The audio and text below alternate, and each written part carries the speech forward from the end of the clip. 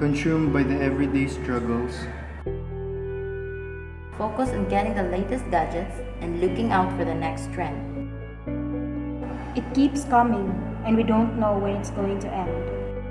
Coral reefs are dying. Fishes are decreasing. Oil spills are spreading faster than we can imagine. We keep striving, but we're still losing. We are surviving, but we are not living. Teachers, Students, engineers, And yes, seafarers too. what can we do? when will we take action? We can be more. We can be more. We can be more. We can be more. We can be more. We can be more. We can be more. We can be more. We can be more. I am more than a marine biologist. I am more than a pilot. I am more than barangay captain. We are more than a fisherman. We can be more. We are more than students. I am more than a severer. I am more than a cadet.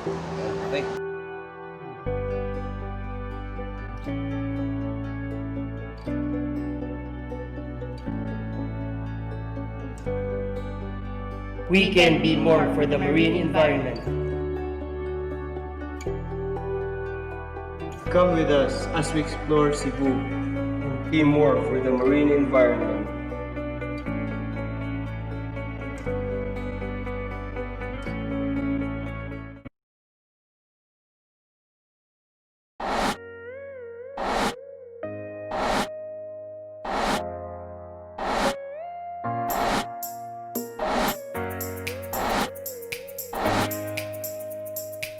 Shipping industry, one of the biggest and longest running industry. Shift in this industry could affect a nation's economic status.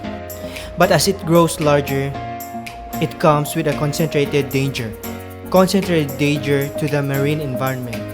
The threats posed by shipping are not spread evenly across the oceans, but rather concentrated in busy shipping lanes and ports. As shipping lanes become more and more congested, the level of pollution increases, including spills and accidents.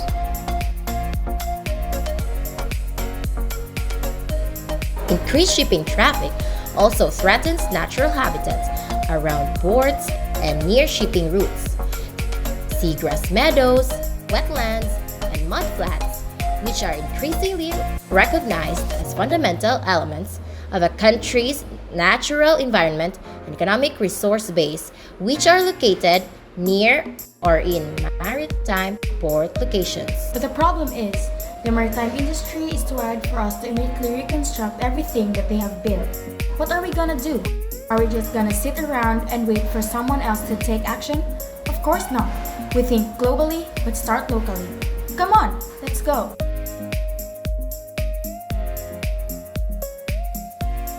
We could do more for the marine environment.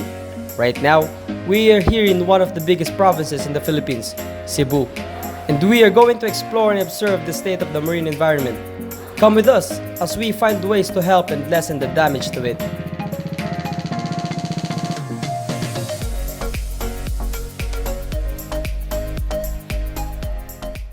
Kuya, may buntag ya. Kasi nga ni mo ya. Ako, jiprego, kinis ploro, kinis ading. Pila na mo katuig diri nga nangisda? Dugay na siguro nanas mga 20 katuig kapin. Sa inyong 20 katuig nga pagpangisda, unsig yung nakita na kalahian sa inyong pagpangisda karon o sa miaging panahon? Ito laging panahon, ang isda medyo anad pa. Dagan pa makuha. Pagkakaroon ang dagat, grabe na ka-polluted. Isod na kayo ang dagat, ugaw na kayo niya, dagang basura. Dagko pa rin isda, makita karon gatway na kayo. Ang pukot din na isda matuoy. Mga sagbot na. Matuoy sa mga pukot. Tungod sa kadagas basura ba. Nihit na gud isda. Tungod sa ugaw na kuan ba. Dagat. Sa naka hibaw mo nga hugaw na ang dagat karon kay mo yung na pangutud-an tungod sa inyong mga nakuha nga isda. Oo, Karon kay ang pangutana kay kanang sa mga gagmayng butang namoy kanang murag itabang sa atong kwan. kaya ingon talaga yun Dagat? dia sa kuan, gobyerno dili o katabang sa dagat. Sa klase sa katabang sa dagat nang palimpyo. Oo, may nga na ba mga program. Gusto na namong buhaton pero sa di na mo maato tungod sa kadagas basura.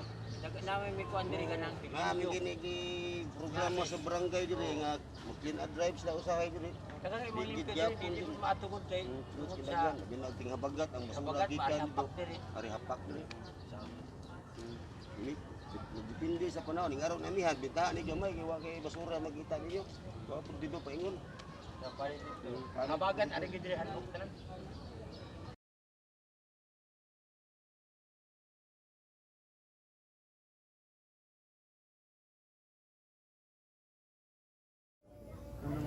Kung inyo ikumpara inyong kuha sa una nga mga isda iya ug sa karon unsay kanang mas dako kalainan kay sa una arang-arang gid sa una karon dako gid kalainan sa una tungod sa nasdaghan kay nanagat Ang amuang ko, dinhi mga binal kuan ba mapuno pa ng mga balde nga kanang sa ganun sa kuan.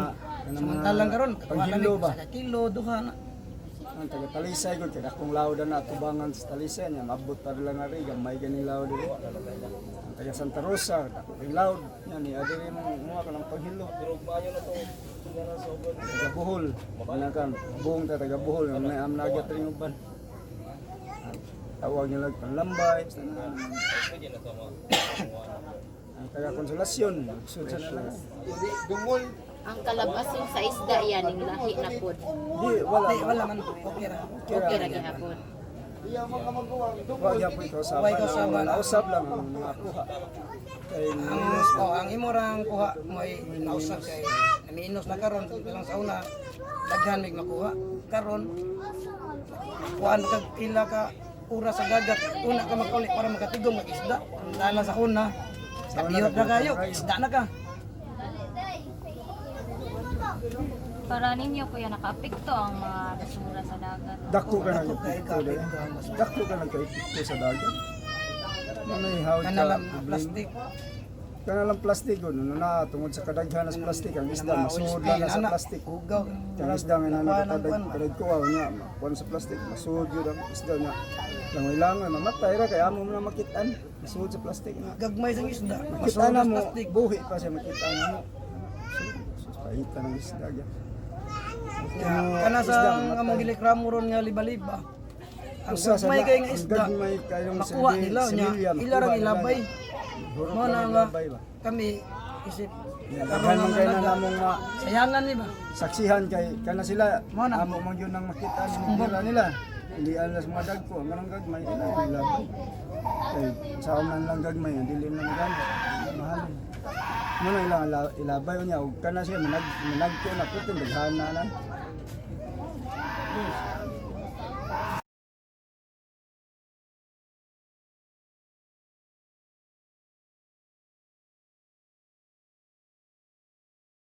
Good morning, Kapalan. Nata diri guys sa Barangay Luok. And sir, we would like to ask how many years have you been as a barangay captain here? Sa ako, sa pag-barangay captain ako is 3 months pa ko. Succession na ako. May lingkod ko July 1st. Kaya ang kapitan sa una nilansar pagka kini konsyel sa Mandawi City. Ako yung number 1. Automatic ko nga nilingkod ko pag July 1 doon sa nila. Sa pagkakaroon is mga 3 months pa ako. July, August, October, 4 months. Pero naglingkod ko nga rin since 2010. Daog na ko, first na kong daog sa counselor. Then, second term, first term to, second term. And then, last term ako, karon tuwing, karon this year, pero ikaluyan sa kaitasaan na number 1 ta, na nidaog at lamotan, nahimutan kapitan, wakta mo to, o mga kapitan ta, ka sa iyo ng kapitan. Kung ang kapitan mo trabaho. Yes. Pero ang kapitan na di mo trabaho, ako'y mahimuan na, pero ako lahin ko trabaho mo.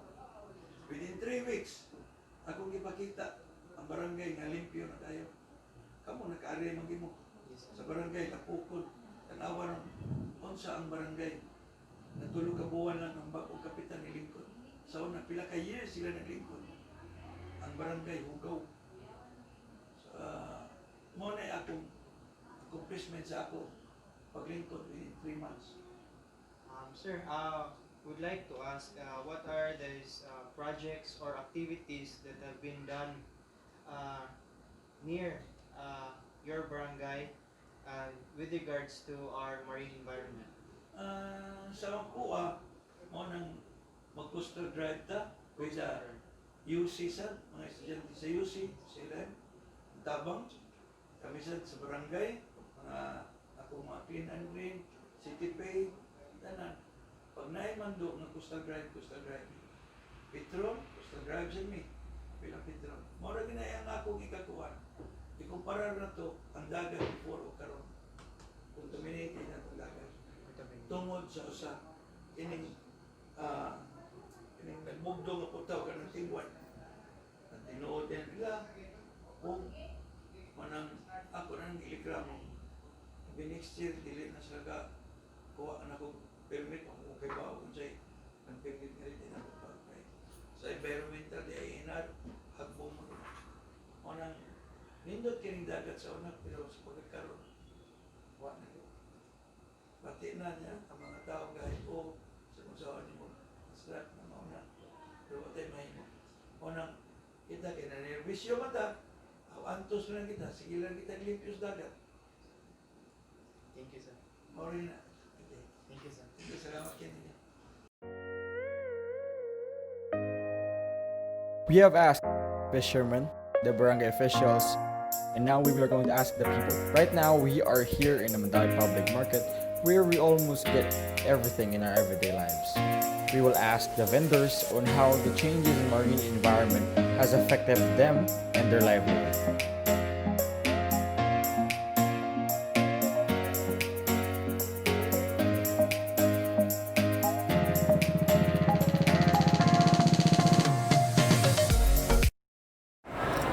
Morning, Day. Kanang unsay mo pangalan, Day? Pasensya Barrientos. Pasensya Barrientos. Pila na ka years na ninda? 50 years na to. 50 years na ka sa industry niya. Kanang naa kay nabantayan nga change sa kadaghanon sa isda sa una 10 years ago o karon. Sa una, daghan kayo itong mga isda, mga sari-sari, karon nihit na siya. Pero sa una nga, wala kayo kagawat ko ng mga isda ka man yung karon, lihit naman. Naku na kayo kasama. Gamay na lang niya. Gamay na Mahal pa lang. jud. Yung mahal pa jud. Niya. Sa barato naman ko niya, karon mahal naman. Ang kuan ay ang quality sa isda asa may mas nindot jud sa una. Siyempre man, sila ko rin. So we can tell by all the interviews that we had that there really is a drastic change in marine environment in this past decade alone. Ranging from the number of marine life being less than what it used to be, smaller fishes, and plastics fill up Cebu waters. So what can we do about these issues?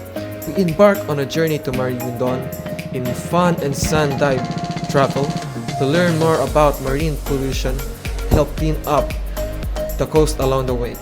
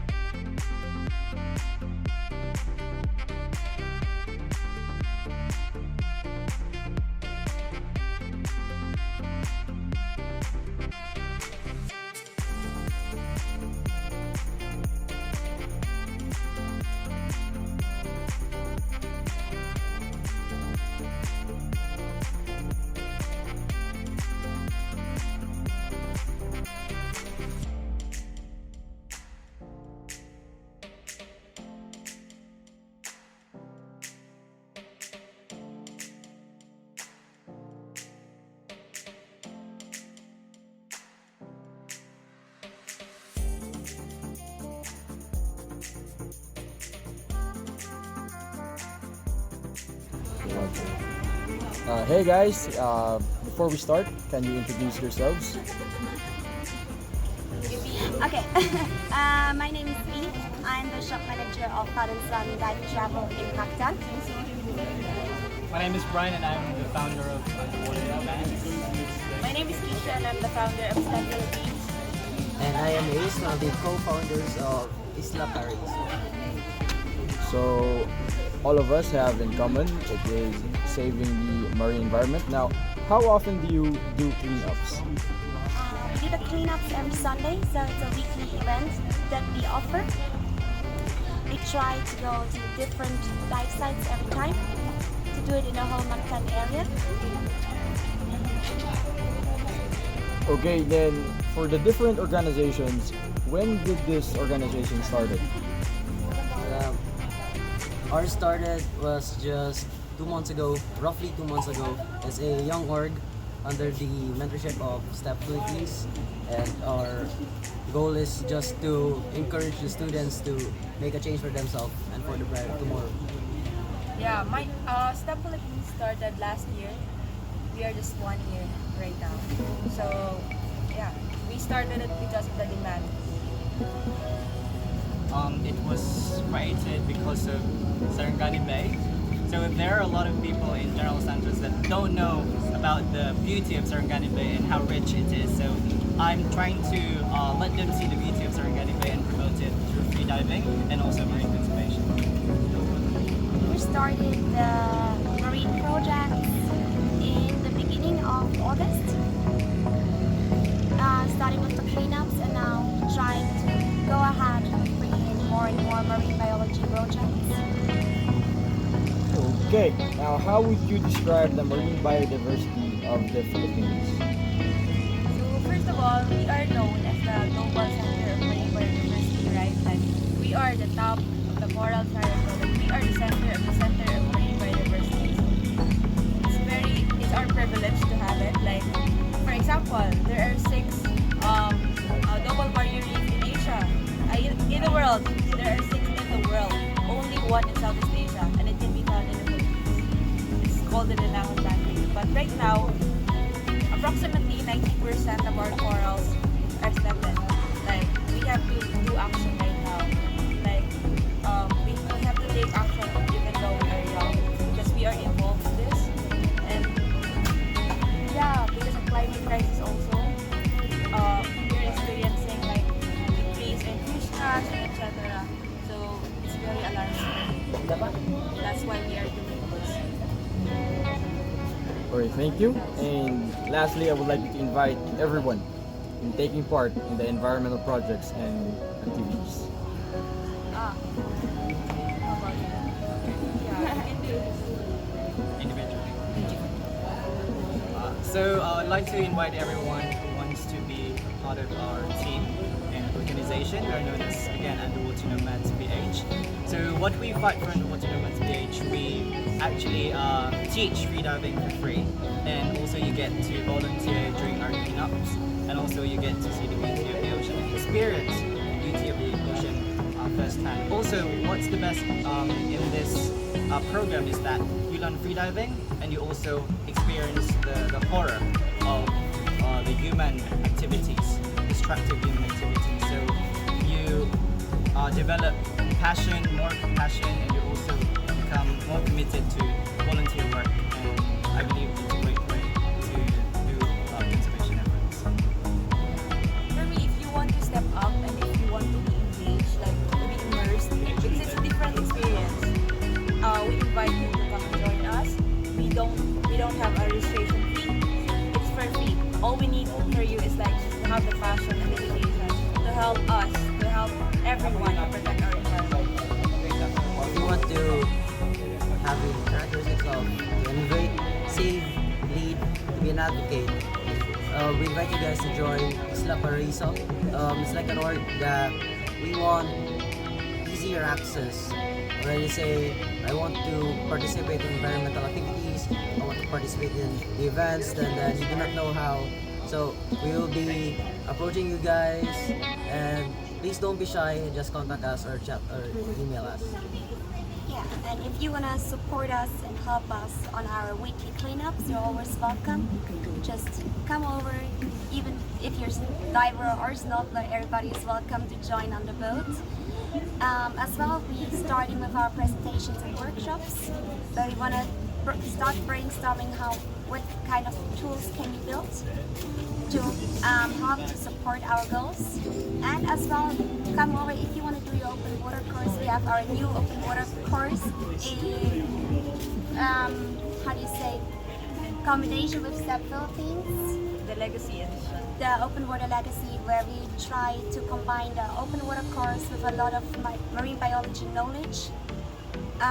Yeah, to prepare you better what's coming up underwater, what's happening underwater, to give you a better understanding why the ocean is so important for us. The goal of the Legacy Edition is raising quality divers to be ocean ambassadors.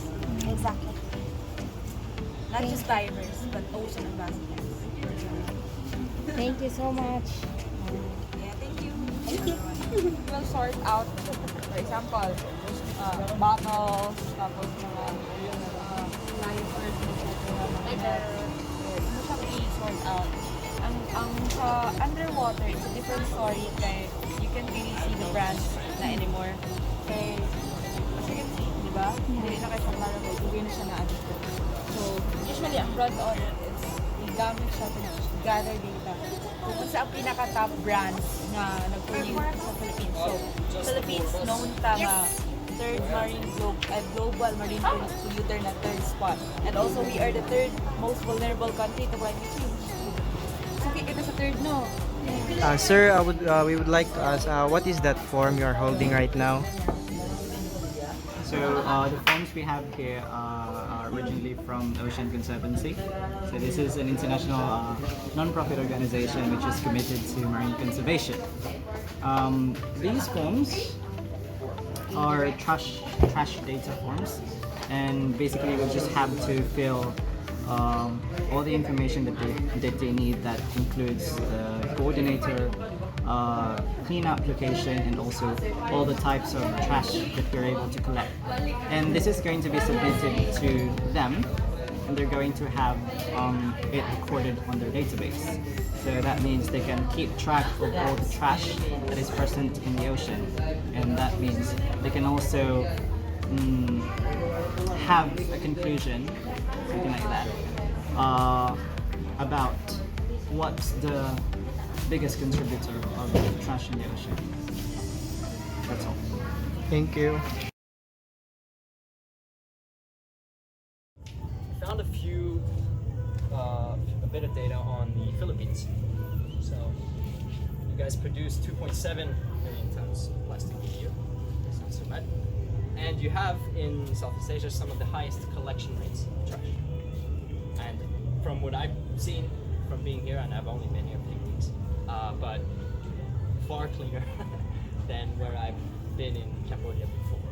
They don't collect trash. You guys, apparently, the numbers say 84% of trash is being collected, somewhere between 40 and 90 in some places, which is awesome. 17% of whatever gets collected, however, ends up in the ocean. That's just misplaced dumping sites too close to waterways, and just if you dump trash, wind picks it up and it sends it flying, and sadly ends up in the ocean. Still pretty good. So you have something to be proud of. However, that collection is inconsistent across different types of plastic.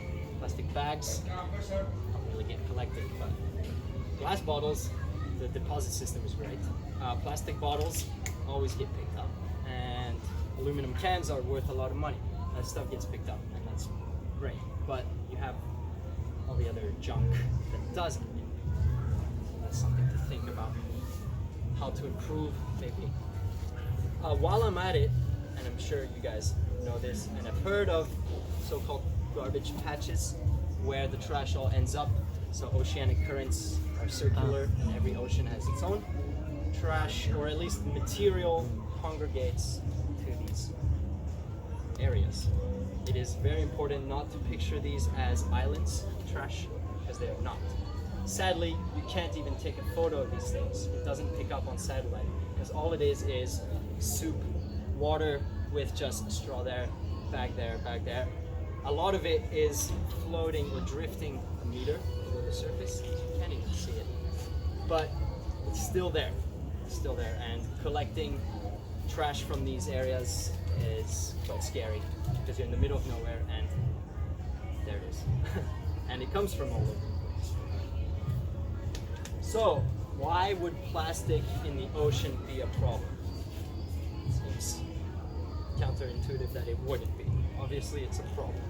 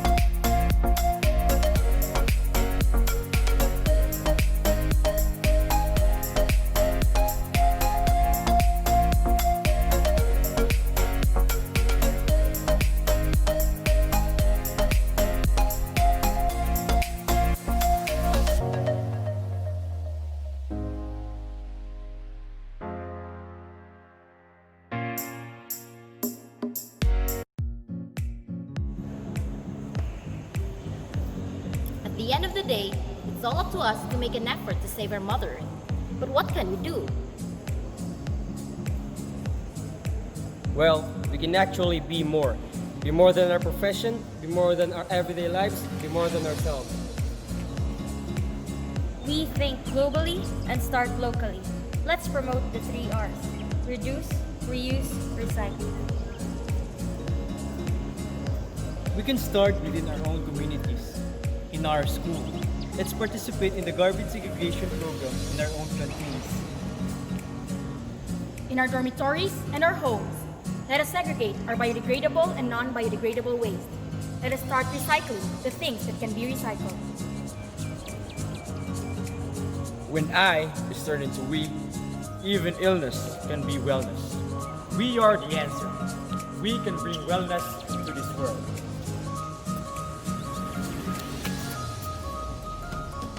We can be more.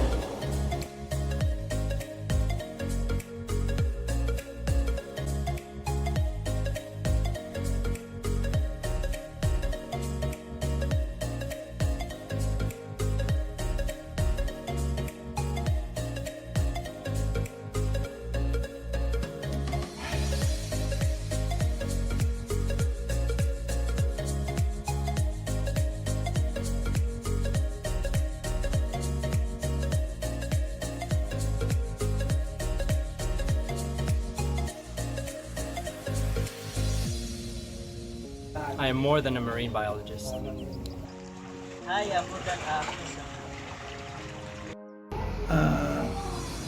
I am more than barangay captain. We are more than a fisherman. We can be more. I am more than a vendor. I am more than a cadet. We are more than students. I am more than a separer.